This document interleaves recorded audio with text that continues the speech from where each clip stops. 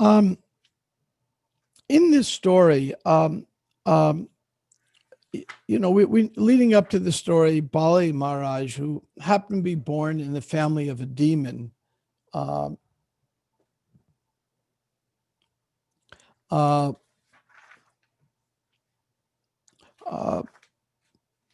was advised by his guru, Sukacharya, which if we want to translate Sukacharya, we can translate it as Professor White.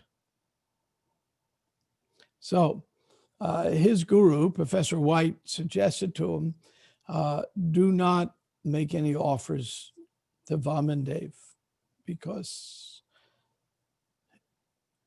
Sukacharya knew who he was. But Bali Maharaj, being ultimately extremely devoted, would do something unusual. He kept his word. Now we're going to talk about that, what it means to keep one's word and how that can be so important. So Bali Maharaj, as we probably all know the story, but he was given 3 steps, and he was a dwarf, a little guy. I'm sure all of you have seen the movie, or most of you have seen it, The Wizard of Oz. And in The Wizard of Oz, they gathered to make that movie every dwarf they could find, because they had the Munchkins, I think they were called. These were all the dwarfs and these small people in the land of Oz.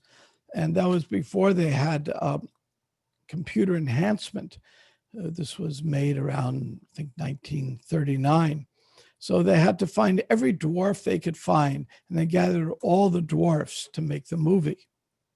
So this was the dwarf full employment program. So dwarfs are generally considered oddballs in one way. In another way, it's a very sort of nasty bodily concept. Somebody has a smaller body to keep them as a second-class citizen. A dwarf was there, and others were thinking, some were thinking, it's just a dwarf. What can a dwarf do? Sukacharya knew, and Bali Maharaj understood. So, dwarf, they can't do anything. So Bali Maharaj said to the dwarf, take 3 steps. I'm the king of heaven now. He had thrown Indra out of heaven. Take 3 steps. What could a dwarf do in 3 steps? Of course, the first 2 steps were everything. There was nothing left. Now, what's the dilemma for Bali Maharaj? At this point in time, he had given his word. Now, how important is our word? Well, to Bali Maharaj, it was everything. When one is situated, one time Prabhupada was with a priest discussing the regulative principles. And then he also discussed with the priest the 4 pillars of Kali Yuga. Can someone share with me what are the 4 pillars of Kali Yuga? I would like to unmute and share the 4 pillars of Kali Yuga. Oh, truthfulness, cleanliness, austerity, and mercy are the pillars of religion, I've heard. Yeah, the pillars of religion, yeah. And by Kali Yuga, I mean the 4 legs of Kali Yuga, of the bull of Kali Yuga. Yeah, exactly. Okay, so he's explaining to this priest the 4 regulative principles, and he's explaining the 4 pillars of religiosity, or the 4 legs of irreligiosity, the opposite of the 4 pillars. So he's explaining that. And then then the priest says, well, interesting question. He says, well, you have these 4 pillars and you have the 4 regulative principles, but how does lying fit in? It's one of the 4 pillars of religiosity, but none of the regulative principles say to tell the truth. Can anyone guess what Prabhupada's answer would have been?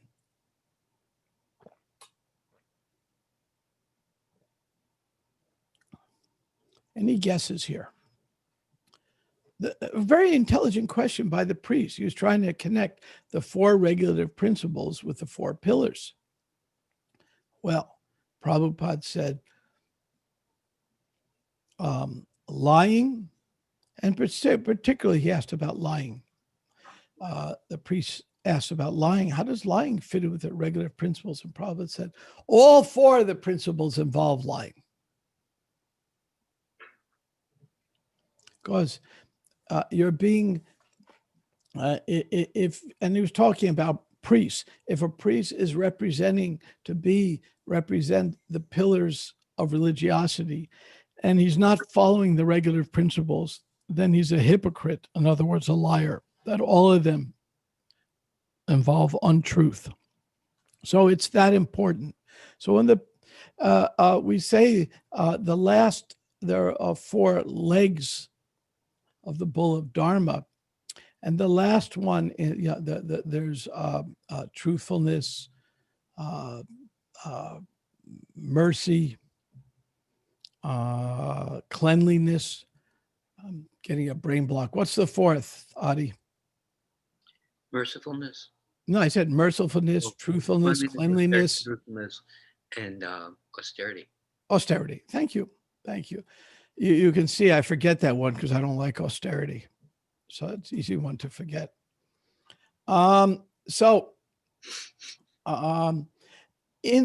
this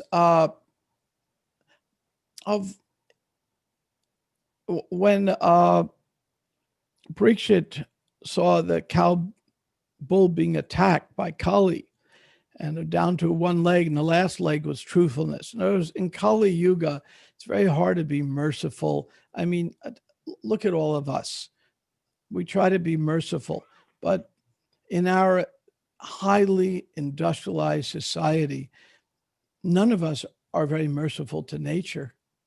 I mean, just where we get our energy, what it takes to get the materials to go into our computer screen, the exploitation that occurs. It's very, very difficult to be truly merciful.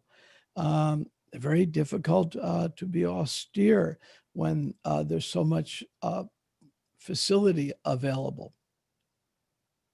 But truthfulness, last leg of Kali Yuga, at least we can be truthful, and truthfulness is so critically important.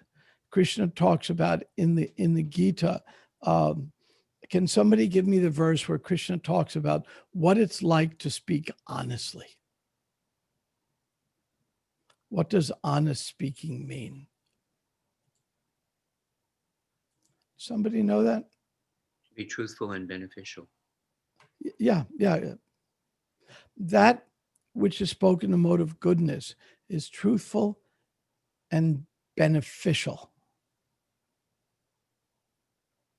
In other words, it helps others. Now, does this mean that if somebody is, let's say, somebody was in a terrible accident and their whole face is messed up, and you walk up to them and say, "My God, what happened to you? You are so ugly." Now, that may be truthful, but it is not beneficial. There's no benefit in it. We find some people are very proud of the truth. They walk around criticizing others. I'm sure some of you have seen people like that.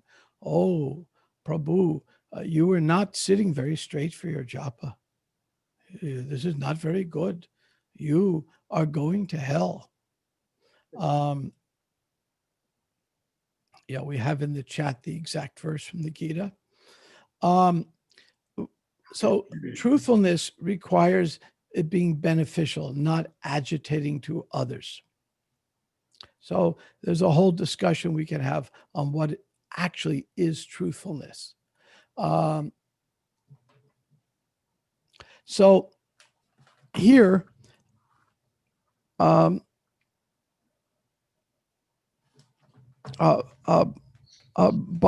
Maharaj was exhibiting the symptoms of being an honest man. He gave 3 steps, and he said, I must live up to my vow. Put your 3rd step on my head, because you've taken everything, but you haven't taken me yet. So put your 3rd step on my head.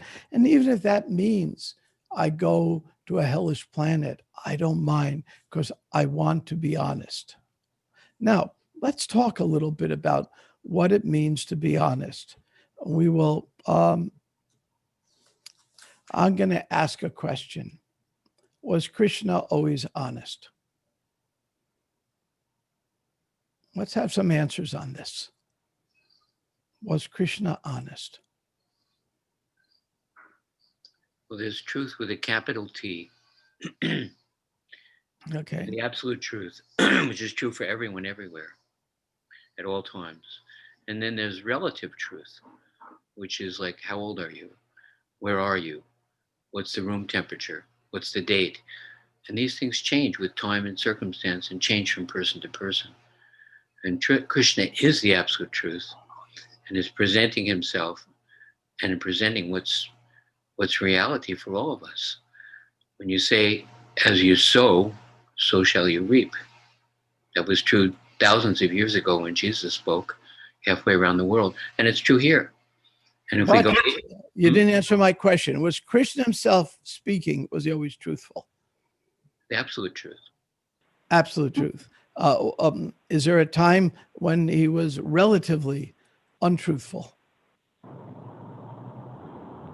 Prabhu, what comes to my mind is that he broke his promise about not participating in the battle. Yeah, that's one example. It's a good example. He told Yudhisthira to lie. And Yudhisthira never lied. What did he tell Yudhisthira to lie about? Asvatthama. Yes. Say Asvatthama was dead, but it was Asvatthama the elephant, not the warrior, to kind of discourage the other side. So if Krishna, who is the supreme personality of Godhead, cannot always be truthful, how can we be truthful? Now, this creates an interesting issue. For example, Krishna has been known in the more intimate leelas to run out at night into the forest to dance with the gopis. Now, if I would start gathering the ladies from the Bhakti Center and say, will you meet me at Central Park at 2 a.m. so we could dance, I would be considered the greatest debaucher if I did something like that. All kinds of horrible things would happen to me because it would be considered just most heinous that someone who's considered on the board of directors inviting all the ladies to a midnight rendezvous in Central Park. And besides the fact that you may get mugged anyway, but I would be considered just, but Krishna does that and it's okay. So what is the standard of behavior and how can we as devotees follow someone who doesn't stick to his word, it seems, and does all kinds of contradictory things? Can somebody help me with this dilemma? I don't want to bloop today, but I need an answer to this. Hare Krishna, Prabhu. What comes to my mind is that maybe whatever promotes, cultivates, fosters our loving relationship with Krishna can be considered truth, maybe. Okay, that's one way to look at it. That helps. What's in the, any more comments on this? It's a very important question and it's relevant here, and you'll see soon how it's even more relevant. Any other thoughts on this? I realize 7 o'clock is a little early, but let's have some more comments. Any other thoughts? Yeah, Jenya Prabhu. Well, when Krishna is in his intimate pastimes in Vrindavan, he's displaying his ability to kind of break the rules of human life.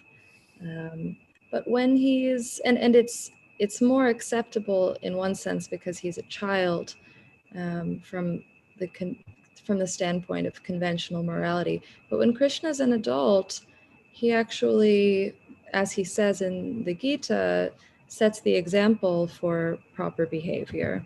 And so he does, in one sense, follow all of the rules. And the examples we find of Krishna breaking his word, so to speak, are on the battlefield in the Mahabharata, where there are a set of mitigating circumstances where many Dharma has already been transgressed in so many ways. And so Krishna is kind of threading this really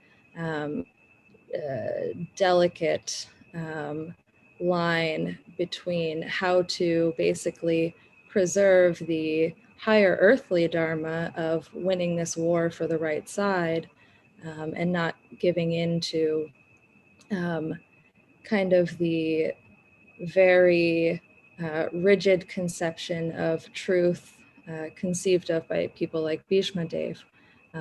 But then also, he's not completely suggesting to lie on every occasion and cheat on every occasion. He has to kind of craft these very particular solutions for each moment of time in the battle. So I think we can find Krishna's justice in those moments. Yeah. So this gets into a deep ethical issue.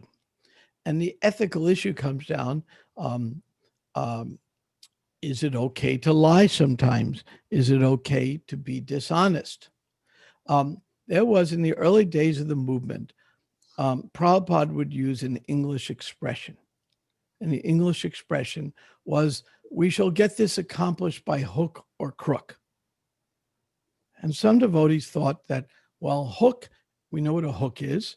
Captain Hook has one on his hand. We all know what a hook is. And a crook, meaning we'll do something in some, deceitful, cheating way. It's okay to cheat in order to accomplish a higher purpose. Now, does somebody know what the expression hook or crook really means? Anybody know? Adi, you know that one? Nope. No. You've heard devotees use the expression? Of course. Yeah. Okay. Let me see. A police officer trying to stop somebody speeding might exceed the speed limit. Yeah. Authorized. Hook or crook is an English phrase. I'm looking. Wikipedia says by any means necessary, but where it comes from is the crook doesn't mean the crook doesn't mean a thief. The crook is a these are shepherd's terms. So how does a shepherd get its captured sheep? By a hook or crook is another device to capture sheep. It's just a device. It has nothing to do with the word crook as used to a thief. So by hook or crook means do what's practical. It doesn't mean violate every moral law. So in the early days of the movement, when everyone was under 30 and didn't know what the heck we were doing, that expression became problematic because it could justify all kinds of things. And Prabhupada said it, but he was giving an old English expression, not talking about being a crook, talking about being practical, utility is the principle. But that didn't mean we violate all religious principles. So now we're back to the question, did Krishna behave immorally and set a bad example for us? This issue was dealt with by Socrates in one of his dialogues. I think it's Euthyphro, but I may get that mixed up. The question was asked, is something right because they had all the demigods, their gods they looked at. Is something right because the gods say so, or is something, or do the gods say what is right? In other words, something is intrinsically right and therefore the gods are repeating it, or just because the god says it, they made it right. It was a very interesting question asked. And this takes us back to what Adi said about truth with a capital T. Since Krishna is acting always for the benefit of everyone, even if Krishna would violate common moral grounds, he's still doing it for the benefit of everyone without any discrepancy. If I would try to violate common moral rules for the benefit of anyone, I'm not pure enough to say it would be done without any discrepancy whatsoever. Sure. So if Krishna would invite the gopis to the forest, it's done with all the purest of love, without even a hint of material lust or any of the symptoms that any of us might exhibit. It's done at the purest level. So what Adi said about the capital T truth is a correct way to look at it. Now,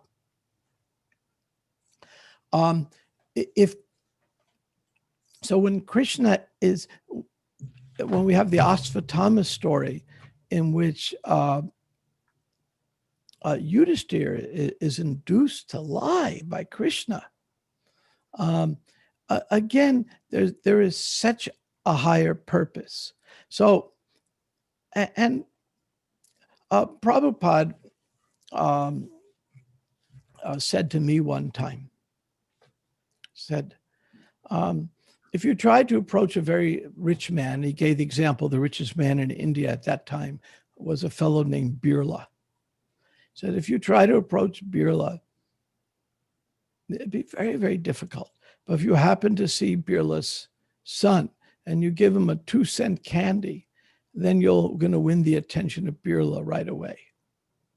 Now we might say, is that being totally honest? I'm giving the boy the candy just to get to his father.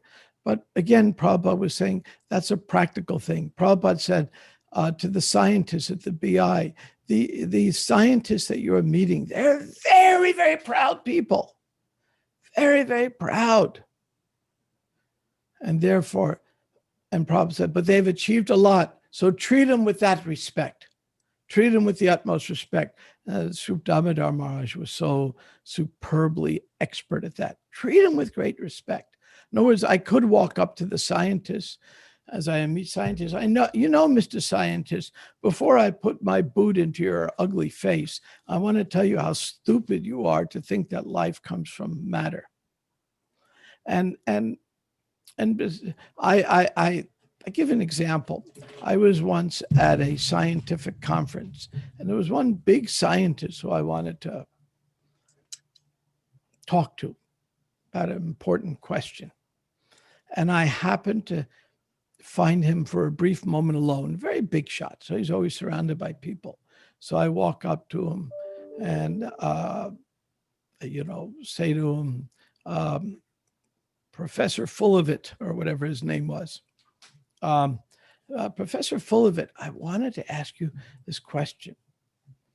And he gave me attention, and I asked him the question.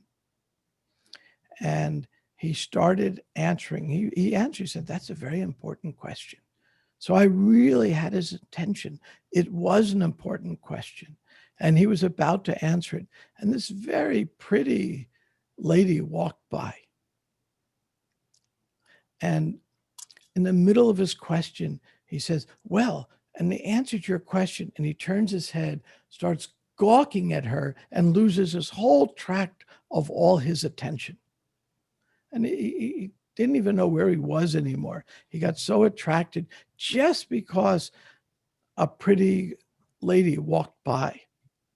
And I realized it was a very good experience for me, because I had this image that these high professors and very famous, intelligent people actually know what the heck they're talking about. And that bursted that image forever. It was very helpful for me. It helped me be a little more cynical about these things. But at the same time, if I turned to him and said, by the way, Professor so-and-so, the difference between you and a lusty dog is you're on 2 legs and they're on 4 legs. That would be a very truthful statement, but it would not be beneficial. It would be agitating, and it would ruin all relationships. So there's a saying, discretion is a better part of valor. So part of truthfulness is to use discretion. And there was a story given. There was once a sadhu meditating in the woods, and a man came running past, and he said,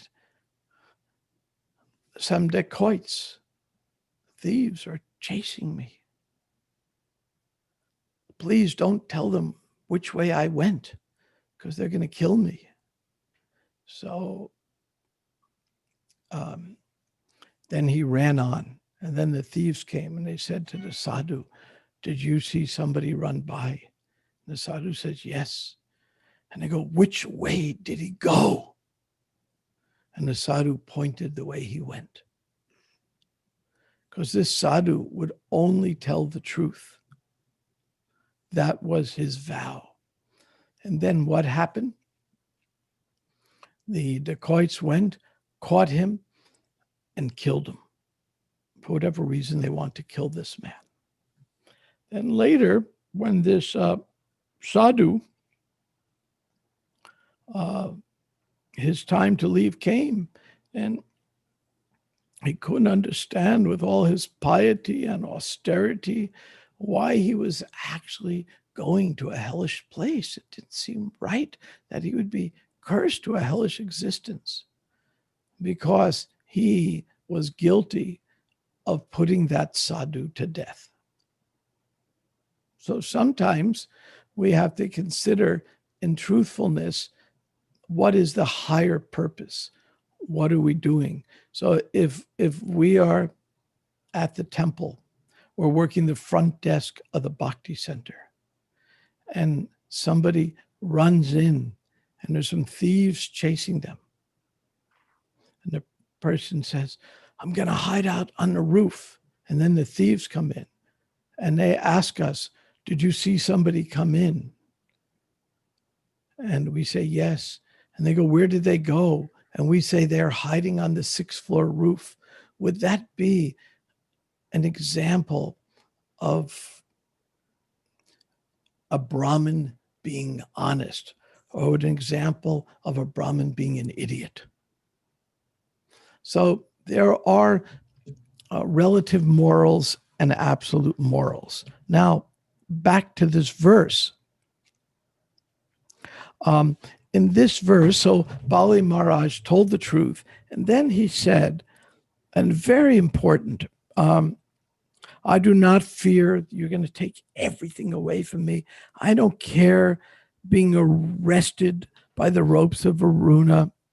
I don't care about that. I don't care about going to a hellish life. I don't care. But I fear defamation. I fear that I will be known as a liar because I didn't tell the truth. And I gave you 3 steps, you didn't take it.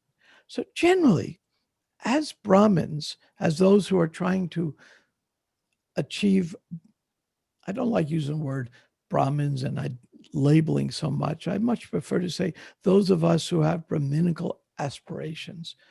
We tell the truth, yet at the same time, because we don't want to be defamed as a liar, at the same time, we do it in such a way that the truth is pleasing and beneficial to others. So that's some of what's going on here.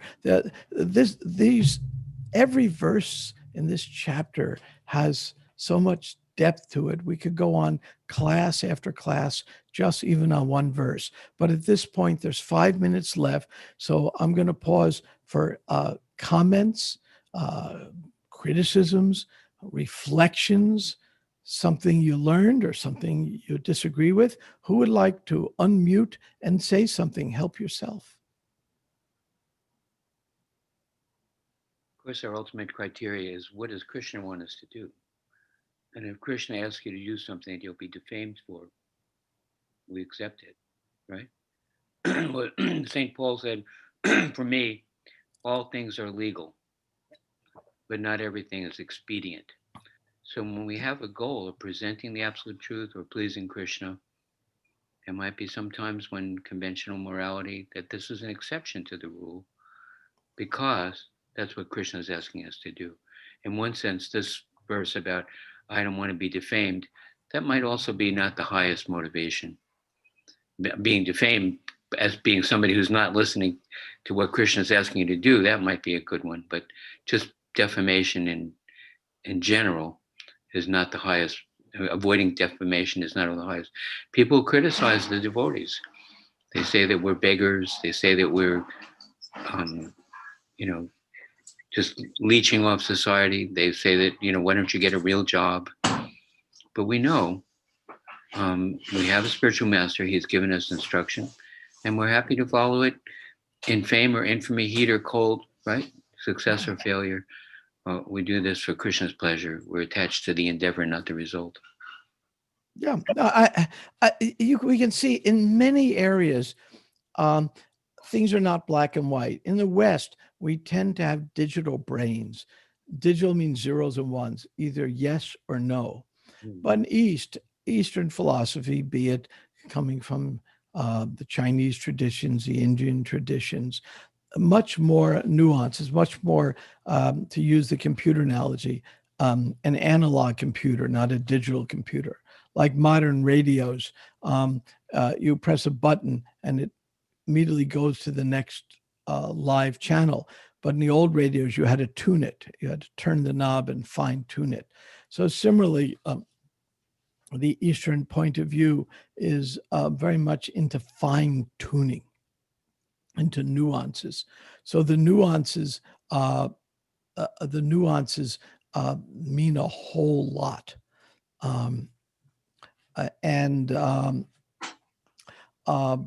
It's not black and white. Generally, as a devotee, and Prabhupada has given instruction many times, we're to be gentlemen and ladies. We're to present ourselves as ideal people in society, set the good example. And then sometimes for the sake of service, we may deviate from that. But when we deviate from it, it should always be clearly motivated by the highest principle possible. And if it's not, we have to err on the side of following common morality. Because even Krishna says in the Gita that if I did not set the example of common morality, the whole world would fall apart. Even if I'm God, I have to set that example. So as devotees, it behooves us to always set the highest example of morality. At the same time, for the sake of service, sometimes we may have to do things. There was one time Prabhupada was visiting New Taliban, and he was in New Orleans, and then the next morning he went to see New Taliban, the farm in Mississippi. So after he gave class at the temple, Prabhupada was leaving, and it was a very foggy day. It was so foggy that you probably couldn't see the nose in front of your face. Terribly foggy. So I jumped in a van with other devotees, and they threw Prabhupada's Vyasa-san in there.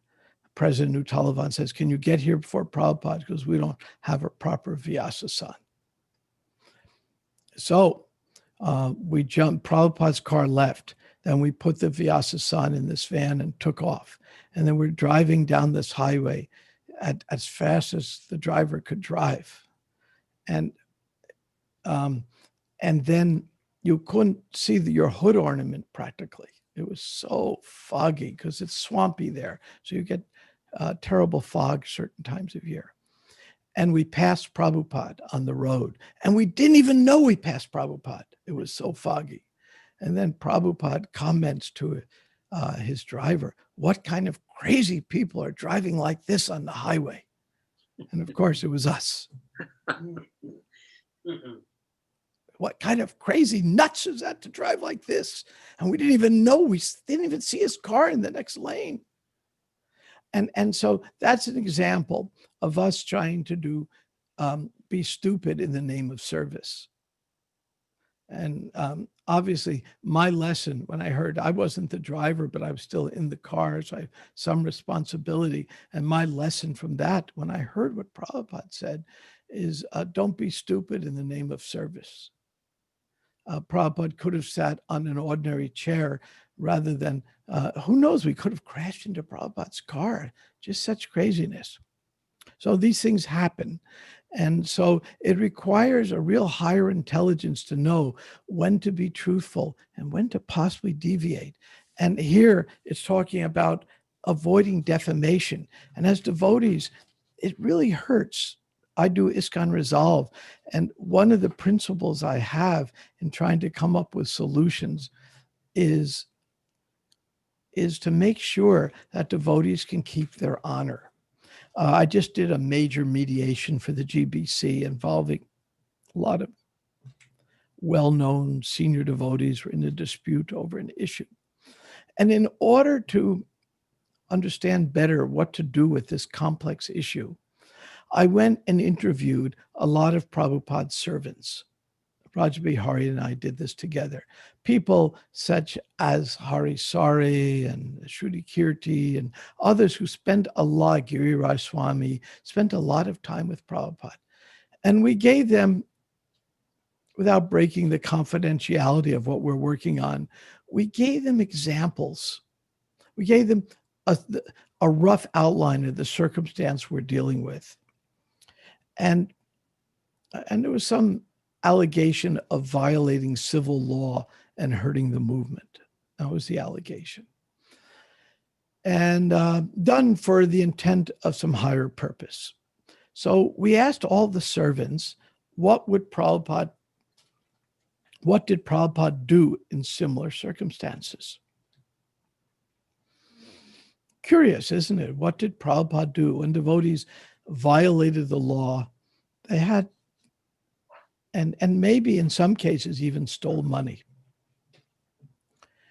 And in the case I was dealing with, no one was personally profiting, but we also explored cases in which people personally profited. I was curious, what did Prabhupada do? In every case but one, Prabhupada did the same thing.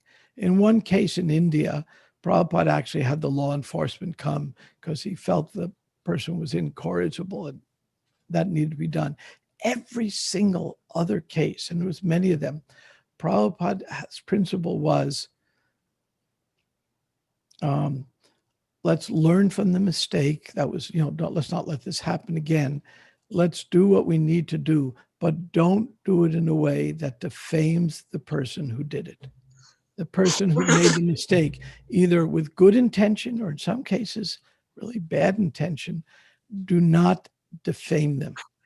One time, one sannyas was having trouble with his rounds or some spiritual issue, and Prabhupada walked by in Denver, the Brahmacharya ashram, and he overheard them gossiping. Oh, so-and-so Swami this, so-and-so Swami is doing that. And Prabhupada was so furious. He said, now that person will never be able to come back because you're defaming him. So this idea of defamation, that we have to avoid defamation, is such a crucial principle of behavior among devotees. And my study in which I looked at this, in which Prabhupada's one of his guiding principles in dealing with these discrepancies is, do not defame the person who did it. So if we find that somebody has some discrepancy, we have to learn from Bali Maharaj how important it is to deal with it without defaming that person. And sometimes we will, in the name of truth, try to defame somebody. Oh, we have to tell the truth. We're Brahmins. But an even higher principle than that is not to defame someone in the name of truth. And that's one of the lessons being learned here, because Bali Maharaj had to act on the principle of truth to give his head, yet his greatest fear was defamation by not telling the truth. So a higher principle than the truth is even defamation. The lesson for me is, if a devotee has a discrepancy, let's say Bali Maharaj had a discrepancy, obviously not really, but for the sake of the story, that he couldn't keep his word, we have to be very careful not to never defame that person. So with that, our time is up. That's the point I was hoping to make today. I'm sorry if I took a roundabout way to get there. Does anybody have any last questions or comments?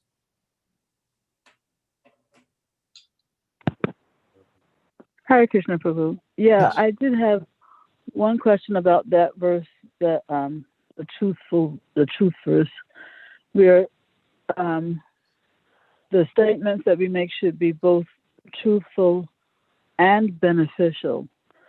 So my question is, because during your talk you seem to kind of a little bit conflate the two. So, but because they are mentioned individually, I'm wondering if, they are meant to be standalone qualities. And if so, then what would truth actually mean, independent of beneficial, in that verse? You're a good thinker to ask that question. A very good thinker for that. We're a little short of time for a detailed answer, but so I'll give the short answer. We can, if we're going to speak the truth to someone, it has to be in a way that benefits them. If we're speaking the truth just because I want to be known for speaking the truth, that's out of pride, and that's mode of passion.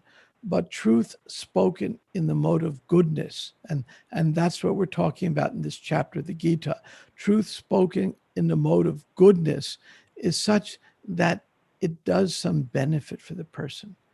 So, and we have to know that person, know what we're doing.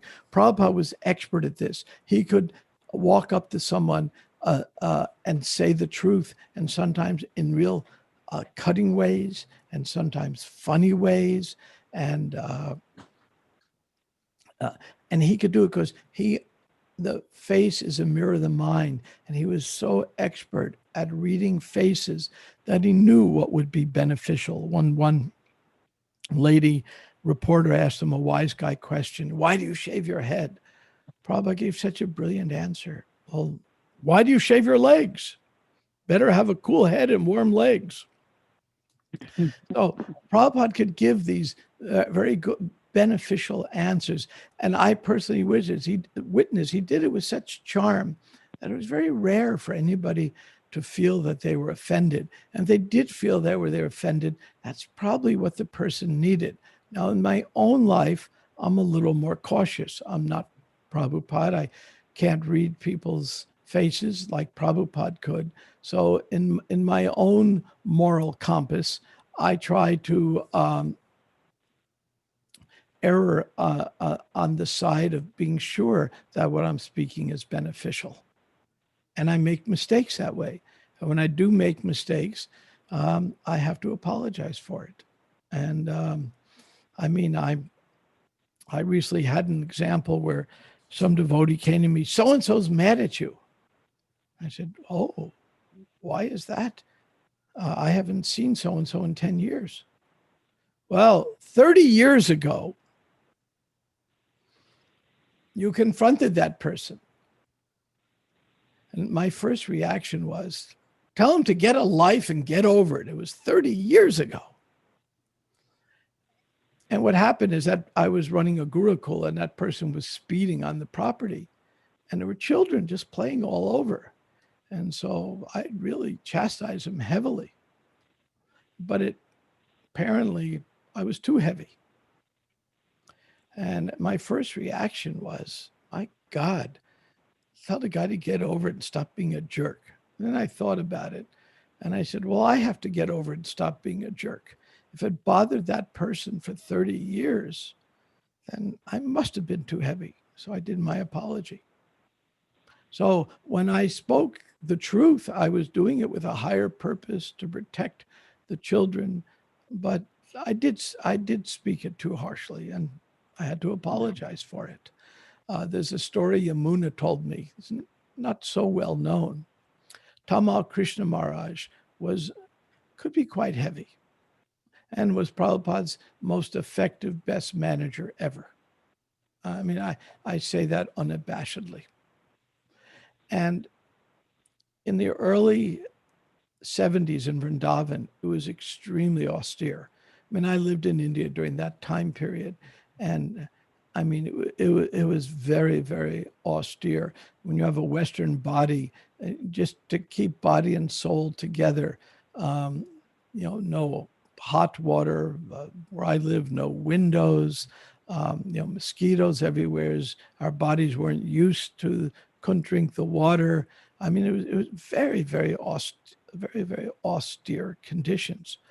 And Yamuna went up to Tamal Krishna Maharaj around year 2000 and said to him, Maharaj, you were so heavy with me in Vrindavan. And Tamal Krishna Maharaj said, apologize profusely. He was actually a very humble person. I had that outward heavy appearance, but actually a very, very humble person. And he apologized profusely. And then he said words that really kind of shocked me. It may not seem so shocking, but as Yamuna told me the story, he said, Yamuna, I'm going to tell you something that may even hurt you more. He said, you remember this, what happened 30 years ago, and it's still bothering you. I can't even remember what I did to you. So for 30 years, it bothered you, and I can't even remember what I did. I hope that doesn't hurt you more. But if I remembered everything I did for the sake of management, all the people I hurt for the sake of getting things done for Prabhupada, I would simply keel over and die on the spot. And those words, when Yamuna told me that, it went right through me. I understood how difficult it is to make these decisions, because he had to, in this huge austerity of India, get things done, and sometimes had to be heavy to do it. And later on, he took the last year of his life apologizing for doing these things. So these are tough decisions we have to make. We have to protect people's we don't want to defame people. We don't want to hurt people, yet we have to get things done. And sometimes the decisions seem impossible to do. So the secret of doing it is we do the best we can and don't be afraid to say, I'm sorry, when somebody really was hurt by it. That requires an immense amount of motive goodness. Tamal Krishna Maharaj had that, so he could do it, even though he admitted he had to act in a mode of passion to get things done. So many good lessons to be learned here. But with that, I think I'm way over time now, and then I'm going to have a hook or a crook yank me away in a moment. So I'll have to stop here. Okay, thank you very much for listening. If I rambled too much, I apologize. These points are very near and dear to me, and so there's much that can be said. Hare Krishna.